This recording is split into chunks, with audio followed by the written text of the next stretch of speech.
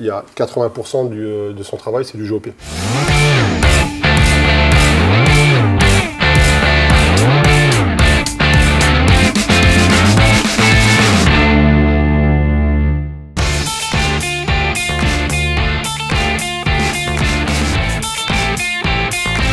Bienvenue dans T-OK, ton émission en association avec Unibet et Charleroi. Comme chaque épisode, vous en avez l'habitude, notre invité va piocher un petit papier sur lequel figure une phrase souvent entendue dans le milieu du football. S'il est d'accord, il mettra le vert qui est à sa disposition vers le oui. S'il ne l'est pas, eh bien, il le mettra vers le non. Bien sûr, vous n'oubliez pas de liker et de réagir dans les commentaires à cette vidéo parce que cette semaine, notre hôte, eh bien, c'est l'entraîneur des gardiens, Cédric Berthelin. Comment ça va, Cédric? Ça va bien.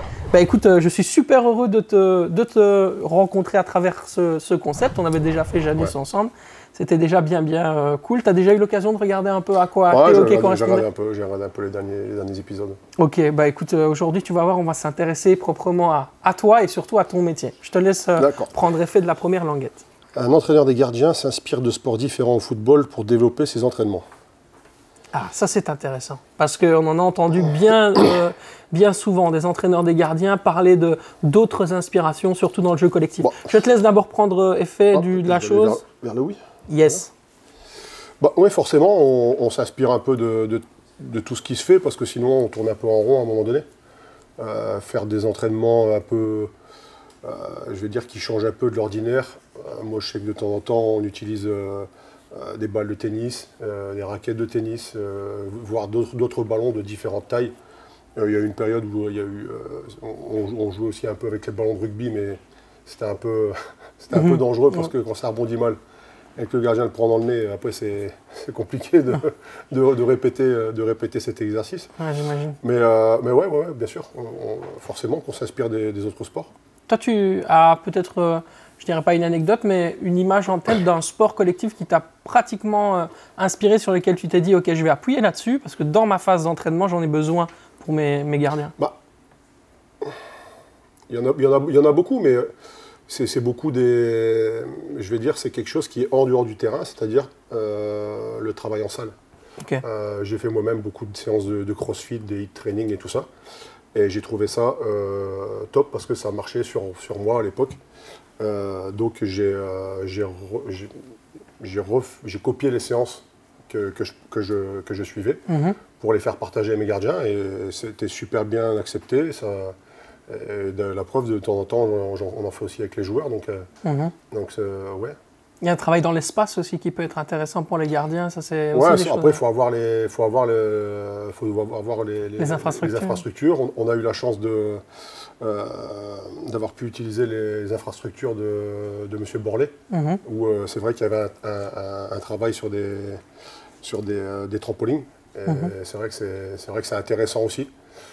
Ça permet justement de se situer dans l'espace. Ça permet d'avoir peut-être un peu plus de facilité quand on fait les sorties aériennes, ou toutes ces choses-là, ou surtout aussi sur les réceptions. Il y a certains sports qui permettent de développer de manière plus précise la psychomotricité d'un gardien?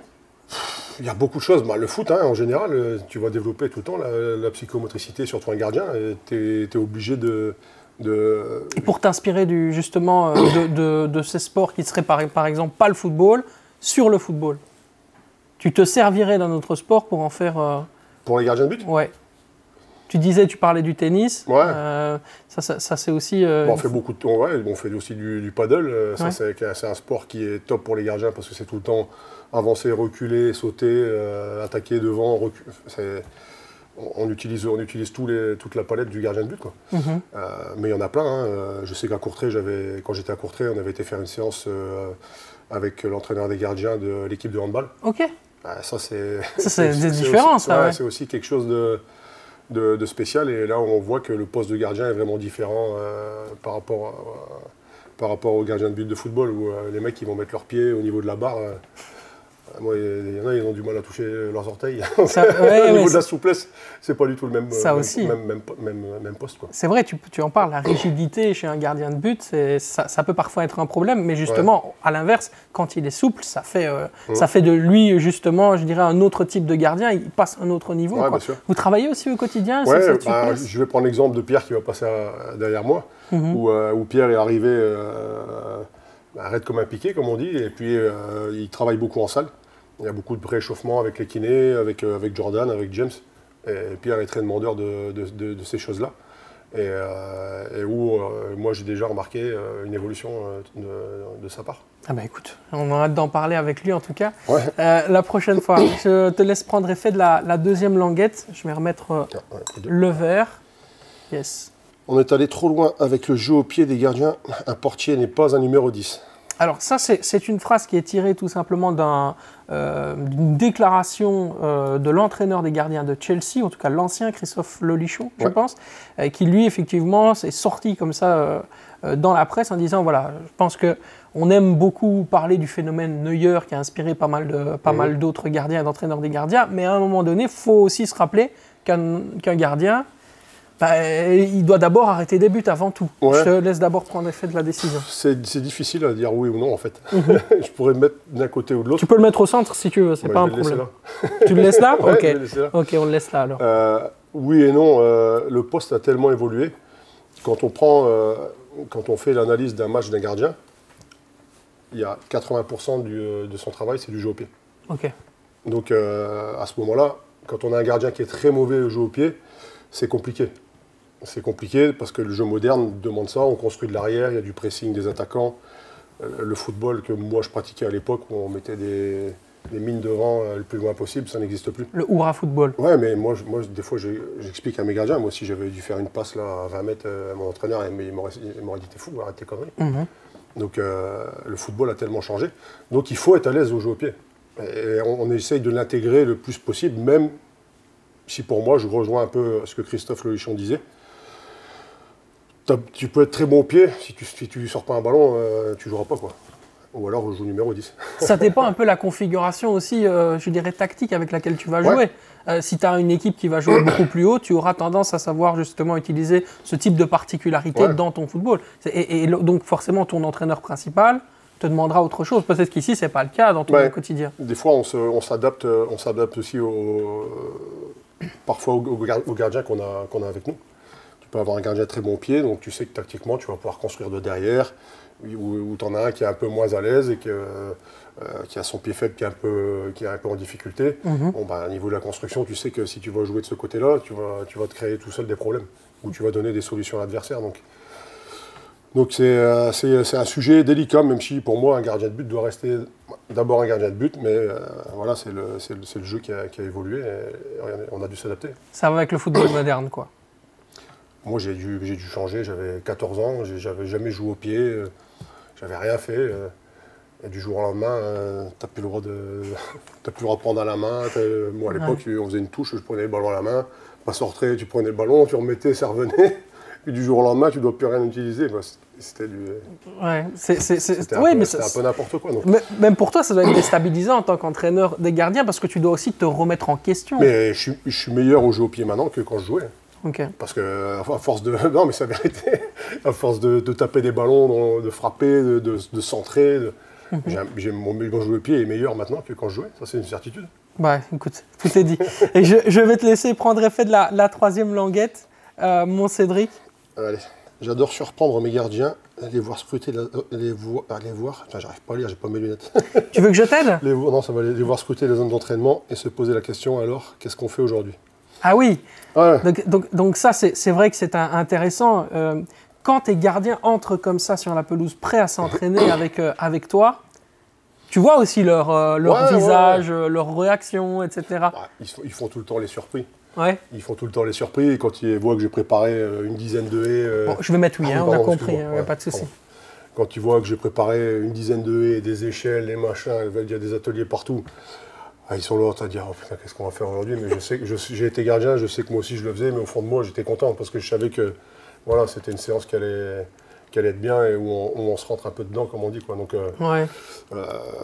ouais, j'aime bien voir leur réaction, ouais, ça c'est clair. J'ai pas envie de te demander tes secrets, tes recettes spéciales, mais il faut quand même que tu m'expliques un peu comment tu fais pour surprendre tes gardiens. Est-ce que tu as parfois des exercices spéciaux, des petits trucs que tu veux mettre en place pour... Non, mais ça paraît peut-être paraître prétentieux, mais j'ai pas l'impression de faire 2 fois le même exercice. C'est-à-dire que des fois, je vais préparer mes séances d'entraînement très tôt le matin ou la veille, ou je prépare le lundi pour toute la semaine, pardon. Et j'essaie tout le temps, j'ai pas une base de données où, tiens, aujourd'hui, je vais prendre cet exercice-là, je vais prendre ce truc-là, je vais prendre ce truc-là. J'essaye vraiment à chaque fois même si la finalité va peut-être être la même chose, mais qu'il y ait tout le temps quelque chose de différent. Donc voilà, c'est là-dedans aussi que j'essaie aussi de les surprendre, parce que je l'ai vécu dans un club où il n'y a rien de plus chiant quand tu arrives le lundi, tu sais ce que tu vas faire, le mardi, tu sais ce que tu vas faire, le mercredi, il n'y a pas de surprise, il n'y a rien du tout. C'est lassant. Un gardien, il aime bien être un peu dérangé. Mis en difficulté aussi. Mis en difficulté, parce que voilà, c'est des situations que tu peux retrouver en match. Et en difficulté en match, ça arrive tout le temps. Donc, essayer de le recréer à l'entraînement en changeant les habitudes et en ne faisant quasiment jamais la même chose.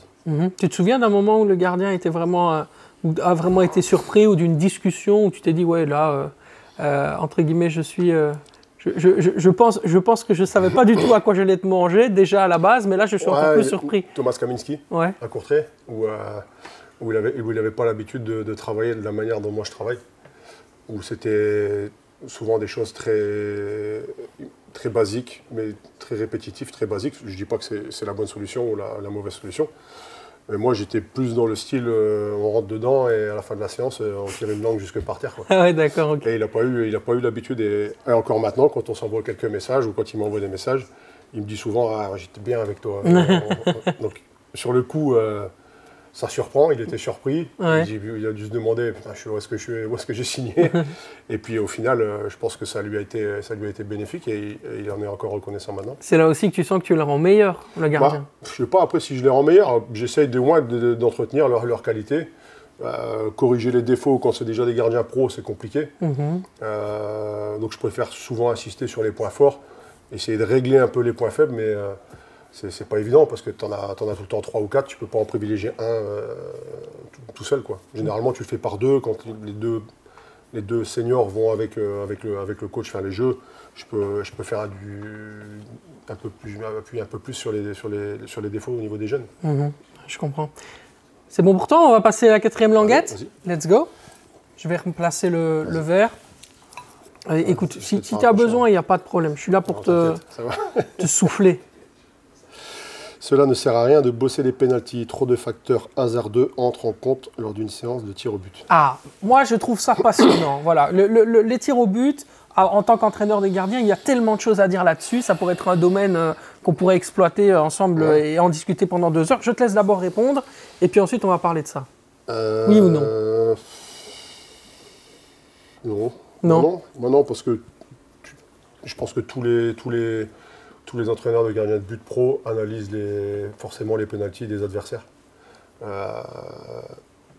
Après, il y a aussi le feeling du gardien de but, mais moi je sais que j'analyse, j'essaie de regarder comment la manière dont il se positionne, quand il frappe à gauche, la fois où il a changé de côté, s'il est positionné de la même manière, donner des petites indications qui peuvent au final être totalement fausses, parce que quand ils sont sur le terrain, moi j'ai toujours dit, quand ce soit Hervé ou les autres, écoute, moi je te donne des indications, s'il a frappé 10 fois à gauche, et puis sur le coup, tu te dis, je suis sûr qu'il va frapper à droite, tu vas partir à droite, je t'en voudrais pas.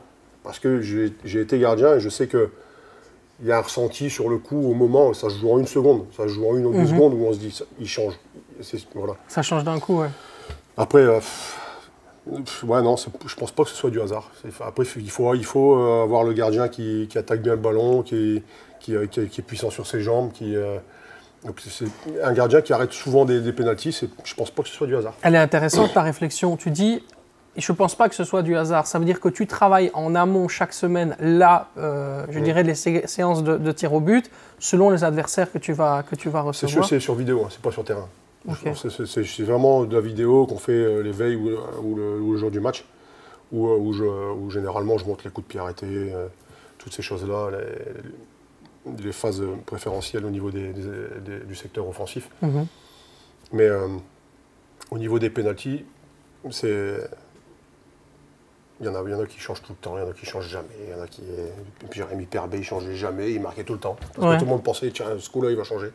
Et il marquait à chaque fois. Tu prépares les bidons ou pas? Tu te rappelles maintenant, tout doucement, il y a des bidons maintenant. Ça commence à devenir de plus en plus populaire depuis la Coupe du Monde et tout. Je sais bien, ça fait un moment, mais c'était pas... C'était le gars Baudard qui était à Bordeaux, qui était avec sa petite étiquette il y a 30 ans. Où il reprenait toutes les habitudes des joueurs. Toutes les habitudes, donc ça a commencé il y a très longtemps. Mais... Tu les fais pas, ça, tu les prépares pas pour ton gardien. On montre avant les matchs, et puis on sait que si c'est un match de coupe, tu essaies de regarder, on a la chance d'avoir des logiciels où on a accès à toutes les images. Donc tu essaies de chercher dans toute la liste des joueurs, donc tu n'as déjà pas l'équipe, donc tu as la liste, tu as le groupe de 30, puis tu vas chercher tous ceux qui ont déjà tiré des pénaltys, donc des fois tu te retrouves avec une liste pas possible. C'est difficile aussi pour le gardien de tout retenir, mais quand c'est en championnat, il n'y a jamais 40 000 frappeurs non plus dans une équipe. Mais c'est ça, c'est-à-dire que ton travail, c'est d'essayer de rendre le moins aléatoire possible, quelque chose qui, par essence, est aléatoire. Tu peux, comme je te disais, tu peux préparer toutes les meilleures vidéos du monde. Si le mec qui va se présenter, il dit tiens, je fais une panenka ou je la mets au milieu, ou je dis c'est tout, ton travail, ton travail tombe à l'eau. Et tes conseils principaux justement par rapport à une séance de tir au but, parce qu'ils doivent être relativement généraux, pas très spécifiques, parce qu'on sait justement que, comme tu le dis, c'est très hasardeux comme processus. Ils tendent vers quoi les conseils que tu vas donner à Hervé ou à Pierre quand ils doivent vraiment être préparés à ça? C'est surtout de ne pas faire la bêtise de partir trop tôt. Surtout maintenant il y a le juge de ligne, il y a la caméra, il y a l'arbitre. Maintenant, il y a une nouvelle règle. On n'a plus le droit de toucher les poteaux, on n'a plus le droit de toucher les barres, on n'a plus le droit d'aller vers on n'a plus le droit de plonger maintenant. Non, mais c'est vrai, les gardiens, c'est fou. Ils nous ont encore conduit une nouvelle règle. Oui, c'est vrai que cette règle-là. Que moi, si on veut jouer à ça, à ce moment-là, que la règle où celui qui frappe, il n'a plus le droit de ralentir son geste à la dernière seconde, qu'on l'applique. Le mec, il doit courir et puis frapper. Intéressant. C'était pas prévu, mais ton avis sur cette nouvelle règle que veut mettre en place la FIFA? Je trouve ça ridicule. Donc, en gros, on spécifie pour les gens qui ne connaissent pas. Il y a des garçons qui courent, il y en a qui touchent le poteau, qui touchent les barres, droite, qui vont à gauche. Et donc ça, ce serait interdit, c'est ça? Ouais, maintenant ça va être interdit. Donc, c'est donné de moins en moins. On a le droit de plonger, quoi. Oui, c'est ça. À la limite, c'est dommage, je trouve. Ça fait un peu partie du spectacle quand tu vois un gardien qui fait l'imbécile juste avant un penalty. Ça fait partie du jeu. Ça fait partie du jeu. Si celui qui frappe, il perd un peu sa concentration, et puis tu l'arrêtes derrière, tant mieux. On laisse de moins en moins d'armes en fait aux gardiens. C'est ce que tu ressens? Ils vont finir par agrandir les buts. Mais j'en suis sûr. Un jour, ils vont agrandir les buts. 7,32 m sur 2,44 m, ça va finir à 8,50 m sur 3 mètres de haut. Pourtant, en arrêt, c'est quand même un spectacle. Ils pourraient faire ça pour les buts. Mais bon, le but, on dit que les buts, c'est effectivement une part importante du spectacle dans le football et du divertissement, mais en arrêt, c'est tout aussi spectaculaire. Moi, je préfère un bel arrêt qu'un but. Ah ouais? Ouais. Ok. C'est sympa, c'est intéressant. C'est vrai que, bien sûr, c'est peut-être dû à ta formation de gardien qui fait que tu prends plus de plaisir en regardant un bel arrêt que qu'un but. Sauf quand nous, on marque et qu'on gagne derrière. C'est sûr que ça m'arrange. Mais pas spécialement le gardien de Charleroi. Si je vois un gardien dans un autre club qui fait un super arrêt, j'apprécie. J'apprécie parce que je sais à quel point c'est difficile. Oui, c'est vrai. C'est vrai que c'est un métier assez difficile et assez spécial. D'ailleurs, c'est très particulier. Un joueur de champ ne s'entraîne pas, ne se met pas dans les mêmes conditions psychologiques, mentales, etc. qu'un gardien de but. On va passer à la dernière languette. Je vais juste remettre petit tac ici, petit verre. Enfermer un gardien dans un style particulier peut être préjudiciable à son évolution. Ça, c'est plus philosophique comme débat. Ouais. Je te laisse d'abord répondre, oui ou non? Ça peut être préjudiciable, forcément. Enfermer un gardien dans son style particulier.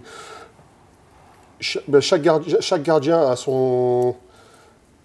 à son style. Et moi, si je peux prendre les exemples, Hervé, il est très aérien, il court partout, il saute partout. Fantasme, grandiloquent. Pierre, il est beaucoup plus terre à terre, posé dans son but. J'aime bien un garçon comme Pierre, par exemple, j'aimerais bien qu'il tende un peu plus vers ce que Hervé fait de son côté, qu'il soit un peu plus mobile dans son but. Pierre, extraverti. Voilà, exactement. Donc, ne pas vraiment le mettre dans... lui, c'est un gardien de ligne. Lui, il est très bon sur les corners. Lui, c'est un joueur de jeu. Puis je trouve que c'est un peu quand même réducteur de les laisser dans ces trucs-là. Donc, il faut tellement de qualité pour être un bon gardien que voilà, l'enfermer dans un style particulier. Je trouve que c'est dommage de ne pas aller voir ailleurs s'ils y arrivent, quoi. Oui, bien sûr, je peux comprendre. La qualité principale chez un gardien, c'est aussi son mental. Hein. Ça, c'est le plus important. C'est là qu'il réussit à s'adapter. C'est ce qu'il a le mental ou pas pour savoir le faire. Il faut vraiment pour vraiment réussir cette carrière de gardien de but, c'est vraiment être complet, quoi. Toi aussi, tu te poses la question chez un gardien, tu te dis... celui-là, je pense qu'il fera une plus belle carrière, une plus grosse carrière, parce que je pense que mentalement, il arrive à encaisser les coups. Parce qu'encaisser des buts, c'est autre chose qu'en mettre. Hein. Parce que la douleur d'encaisser un but, parce qu'on n'en parle pas souvent, mais encaisser un but quand on est gardien, même psychologiquement, il faut savoir l'encaisser. Non, mais de toute façon, il faut être armé mentalement. Tu peux avoir d'excellentes qualités en étant très jeune, jusqu'au U18, U19, U23 maintenant. Si à un moment donné, le mental ne suit pas, ça ira pas. Chez les pros au-dessus, il y a tout qui rentre en compte. Il y a le club, maintenant il y a les réseaux sociaux. Il faut vraiment être armé parce que les gens sont très méchants derrière leur clavier souvent. Et ça peut perturber des gamins s'ils sont pas prêts et armés mentalement. Moi, j'ai connu des garçons, mentalement, comme tu parlais de prendre un but, c'est très douloureux. Tant qu'il avait le clean sheet nickel, impeccable, dès qu'il prenait un but, il en prenait 4. Ouais. Donc mentalement, c'est que c'est compliqué. Donc ouais, je te dis, le poste de gardien, c'est il faut, pour revenir à la question, il faut essayer de bousculer un peu les habitudes et pas enfermer. Tu juges ça judicieux de faire appel à un psychologue ou un coach mental pour un gardien? S'il y a besoin, oui. Ouais. S'il n'y a pas besoin, non. Ok. Parce que nous, je sais qu'on travaille aussi avec Michel Boulle. Les garçons apprécient, donc il faut que ce soit faut pas que ce soit une contrainte, il faut que ce soit une demande du joueur. Il ne faut pas dire, tiens, toi, tous les jeudis, tu vas faire 2 heures avec un psychologue. Si le mec n'a pas envie, ça va être contre-productif, ça ne sert à rien. S'il y a un besoin, s'il y a un manque ou s'il y a une demande, pourquoi pas? Pourquoi pas? C'est un métier où mentalement, puis c'est un métier où, comme on va répéter, mais mentalement, il faut être armé. Et ben, si ça permet d'être plus armé que les autres, ben, pourquoi pas? Moi, ça ne me dérange pas du tout. Cédric, merci d'être venu dans T'es OK. Merci à toi. C'était un véritable plaisir. Merci à vous d'avoir suivi cet épisode de T'es OK. Bien sûr, vous n'hésitez pas, le like et vous réagissez dans les commentaires. On se retrouve très très rapidement pour un nouvel épisode.